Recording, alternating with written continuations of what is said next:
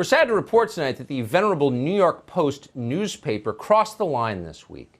They wrote a story revealing that one of the founders of the sacred BLM movement has in fact spent millions of dollars on 4 high-end homes just in the United States. And that's not allowed. Embarrassing the leader of BLM just for being greedy? Please stop, New York Post.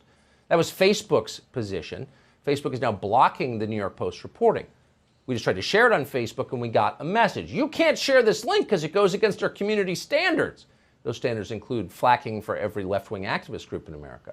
We asked Facebook and they gave us this statement, quote, "This content was removed for violating our privacy and personal information policies." By the way, pictures of the BLM houses were everywhere. Real estate blogs wrote about them. They're not blocked. Facebook said the story could help people identify the BLM founder's personal residence. Right. We can promise you that don't extend that courtesy to others in the public eye. In recent days, Twitter has also censored posts from the founder of Project Veritas, James O'Keefe, and a frequent guest on this program, shockingly, Jason Whitlock. So the censorship is just intensifying. Is anyone noticing this or doing anything about it? Ned Ryan notices. He's the CEO of American Majority. He joins us tonight. Ned, so they silenced Trump when he was still president. Like, Trump's not allowed to talk still. But they didn't stop there. It turns out they silenced everyone, not just who voted for Trump, but anyone who in any way goes against the regime orthodoxy. When does this end, if ever? When Republicans and conservatives get righteous on this issue, and a lot of them are conflicted on it, Tucker. I mean, you look back at the 2020 elections, when Republican House leadership is taking maxed out contributions from Google, but even more so, members of the House Freedom Caucus are taking maxed out contributions from Google. Conservative organizations in D.C. are taking money from the tech giants to promote and run the party line for the tech companies. Until we change, until we say no more, and it really is, it's a litmus test for me now, Tucker. Do you renounce Satan and all of his evil works? Do you renounce big tech and all of their evil works, their censorship, their meddling in the free flow of information? Quite frankly, they're meddling in free and fair elections with Zuckerberg Center for Tech and Civic Life.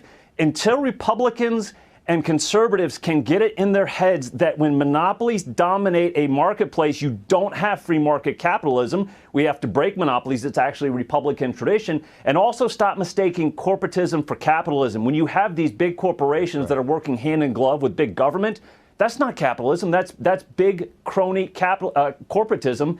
And it's working on behalf of big government. Quite frankly, Democrats and establishment Republicans love this, Tucker. You know why? They don't have to shred the Bill of Rights into a full frontal assault upon our basic human rights. They can step out of the way and let the woke corporations do their dirty work for them, as libertarians and others are going, oh, we can't touch them because they're private corporations. Absurd and ridiculous. So everyone in the country is watching this, and this is discrediting market capitalism because it's not actually market capitalism. It's monopoly capitalism. It's crushing people. That's right. So when we get socialism in a couple of years and just totally wreck the country, will anyone be honest enough to acknowledge this is why? Well, this is the problem. I mean, this is why Republicans and conservatives need to get righteous and understand the difference between the corporatism and capitalism, because people do conflate them, and they're going to look at this behavior and say, well, this is capitalism. I will say this. The right approach to this, Tucker, is going to take place at the state level when 26 other Republican governors do the exact same thing that Ron DeSantis is doing and taking a strong stance on big tech. We'll see reform at the state level probably first before anything in D.C. Crush these people immediately. I agree. That's right. Ned, thank you so much.